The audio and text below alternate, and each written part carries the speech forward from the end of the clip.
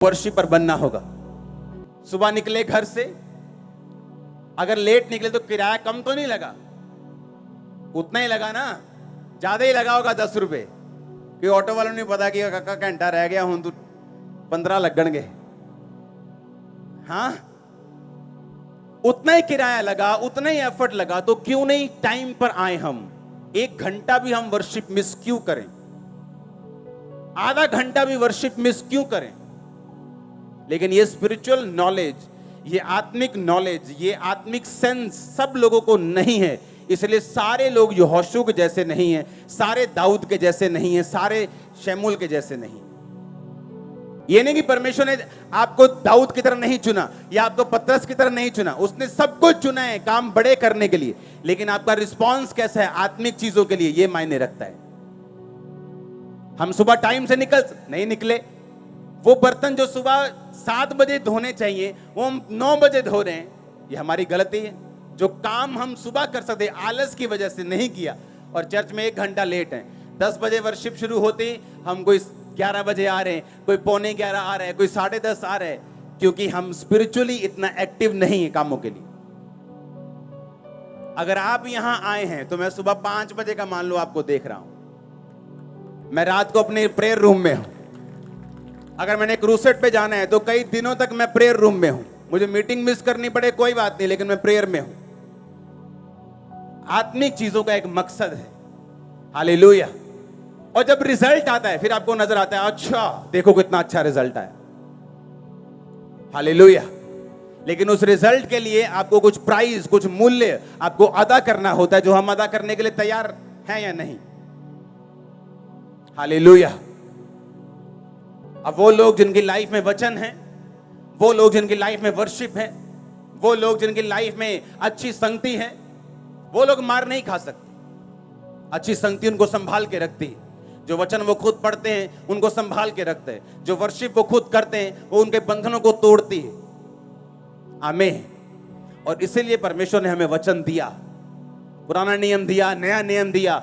हम उन वचनों को स्टोरीज की तरह, जैसे अन्य जातियां पढ़ती हैं अपने पुरानी स्टोरीज की तरह, जिनसे, लेकिन ये स्टोरीज नहीं है, ये जीवित वर्ड है। ये सिखाता है कि उस समय ऐसे हुआ था, अगर तुम पैटर्न फॉलो करोगे तो तुम्हारे साथ भी वैसा हो सकता है, तुम भी ब्लेस हो सकते हो, तुम्हारी भी जो कंडीशन है वो सुधर सकती है। इम्पॉसिबल पॉसिबल हो सकता है, वो हो सकता है। 100% मैंने देखा है। हालेलुया। ऐसा पॉसिबल है अगर हम लगातार उस पैटर्न को, उस वचन को फॉलो करें परमेश्वर के साथ। और जब हम फॉलो करते हैं वो हमारे आसपास का माहौल चेंज करता है, नाम धराइयों को वो दूर करता है, रियल हेल्पर्स को लेके आता है, रियल लोगों को लेके आता है। अगर हमारे रिलेशनशिप प्रभु के साथ फेक है तो लोग भी फेक आएंगे हमारी लाइफ में। आप चर्च में आएंगे और ऐसे पूरा ऐसे आग से भरे हुए, लेकिन बाहर एक गर्लफ्रेंड रखी हुई, आपकी रिलेशनशिप फेक है। और जैसे आप फेक हैं प्रभु के साथ, परमेश्वर भी आपके साथ फेक होगा। उसने कहा मैं तुम्हें कभी ना छोड़ूंगा, कभी ना त्यागूंगा, और मैं तुझे धोखा नहीं दूंगा। इसका मतलब परमेश्वर धोखा देता है। जब तुम उसको धोखा देते हो वो तुमको डबल धोखा देता है। उसने कहा मैं तुम्हें कभी धोखा नहीं दूंगा, क्योंकि तुमने मुझे धोखा नहीं दिया तो मैं भी तुम्हें धोखा नहीं दूंगा। तुम मेरे साथ वफादार रहे हो, मैं भी तुम्हारे साथ वफादार रहूंगा। तुमने मुझे नहीं छोड़ा, मैं तुम्हें नहीं छोड़ूंगा और नहीं त्यागूंगा। जो तुम मुझे दोगे मैं 100 गुना करके तुम्हें वापस करूंगा। सुलेमान ने भवन बनाया, परमेश्वर ने भवन से अच्छा घर उसे दिया। तुम उसको हरा नहीं सकते। अगर धोखा दोगे तो वो बढ़ा देगा, पैसा दोगे तो वो बढ़ा देगा। तुम जो भी उसको दोगे वो तुम्हें वापस करेगा। हालेलुया। अपने पड़ोसी को बोलो ध्यान से चल। अगर तू प्रभु से, उसकी वाचा से वफादारी के साथ चलेगा तो परमेश्वर भी तेरे आसपास को तेरे साथ वफादार करेगा। उस मैदान के, जिस मैदान में तू चलेगा उसके पत्थर तक तुझसे वफादार रहेंगे। Hallelujah, hallelujah. आपके घर की ईंटें तक आपसे वफादार रहेंगी। आपके स्कूटर, मोटरसाइकिल, आपकी गाड़ियां, आपके सिलेंडर आपसे वफादार रहेंगे। मैं आपको सच कह रहा हूं, हालेलुया। क्योंकि आप परमेश्वर के साथ अगर वफादार हैं तो, अगर आपकी रिलेशनशिप फेक है तो बाइबल बताती है, अगर अभी मैं आपको छोड़ दूं सबको कि अगले आधा घंटा हम लंच करेंगे, आप सब फ्री हो, आपस में बातचीत करो, 15-20 मिनट में ही चुगलखोर इकट्ठे हो जाएंगे, पवित्र लोग अलग इकट्ठे हो जाएंगे, जो प्रार्थना करने उनकी अलग जोड़ी बन जाएगी, व्यभिचारियों की अलग बन जाएगी। उन्होंने ढूंढा कैसे एक दूसरे को, ये बड़ी मिस्ट्री है। कैसे मालूम हुआ तुमको? बस पता लगे ना आप बंदा अपना ही है। हाँ, तो ऐसे ही जैसे आपने ढूंढ लिया, व्यभिचारी ने व्यभिचारी को ढूंढ, मालूम नहीं कैसे ढूंढते वो, और कैसे आत्मा वाला बंदा आत्मा वाले बंदे के साथ ही अट्रैक्ट होता है कि वो आत्मिक बंदा आत्मिक के साथ। बहुत कम होता है, 99%, 90 से 99% कम होता है कि एक स्पिरिचुअल लाइफ की एक बंदे में एक धोखा देने वाला बंदा है, वो भी उसको कुछ सिखाने के लिए, कुछ दिखाने के लिए, अदरवाइज उसको नुकसान देने के लिए वो नहीं होता।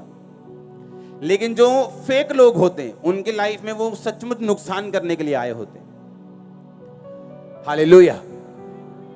एक दूसरे को ढूंढ लेते हैं हम, अपने अपने जैसे को हम ढूंढ लेते हैं। आपको ढूंढना है कि आत्मिक लोग, आपको ढूंढना है संगति अच्छी, आपको ढूंढना है। और बाइबल कहती है वाचा का संदूक, याजकों की उपस्थिति उनकी लाइफ में, वर्शिप, और वो दीवार नीचे थी, जो दीवार सामने खड़ी थी उनको गालियां दे रही थी, उन पे हंस रही थी, उनके पांव के नीचे थी। वो शैतान आपके पांव के नीचे होगा, बिल्कुल नीचे नीचे होगा। मैंने कहा पांव के बिल्कुल नीचे। हालेलुया। आपको विश्वास करना है और परमेश्वर के साथ चलना है। आमीन। जो परमेश्वर ने हुक्म दिए हैं उन्हें बिना तोड़े, बिना बहाना बनाए आपको पूरा करना है। हम परमेश्वर से ज्यादा धर्मी नहीं हो सकते, परमेश्वर से ज्यादा पवित्र नहीं हो सकते, परमेश्वर से ज्यादा आगे नहीं देख सकते। जितना वो देख सकता है हम उतने हिसाब से चलें। हालेलुया। बाइबल कहती है जब परमेश्वर ने शमूएल को कहा कि जाके शाऊल से कह दे कि उस देश में जाके सारे लोगों को खत्म कर दो, वो गया। और बाइबल कहती है अच्छी भेड़ बकरियां, अच्छी गाय बैल बकरियां भैंसे बचा के रखी। राजा अगाग को जीवित पकड़ लिया, उसको मारा नहीं। मारा क्यों नहीं? कि पब्लिक में ले जाके मारूंगा, पब्लिक वाह वाह करेगी। थोड़ा पॉलिटिकल हो गया था वो, कि लोग खुश होंगे। उसे परवाह नहीं थी कि परमेश्वर क्या सोचेगा, पर लोग खुश रहने चाहिए। चाहे झूठी प्रोफेसी करनी हो, लोग खुश रहने चाहिए, जनता आती रहनी चाहिए, परमेश्वर का कोई बात नहीं। ऐसे लोग थोड़े टाइम के लिए होते हैं। और क्या हुआ? जब परमेश्वर का दास आया, उसने कहा ये क्या किया तूने? उसने कहा मैंने वही किया जो तूने किया। उसने कहा जो मैंने कहा वो अगर तूने किया होता तो ये गायों का भैं भैं, ये म्यानों का मैं ये मुझे सुनाई नहीं देता। उसने कहा ये तो मैं तेरे ही परमेश्वर के लिए भेंट लेके आया हूं, उसी को चढ़ाना है। उसने कहा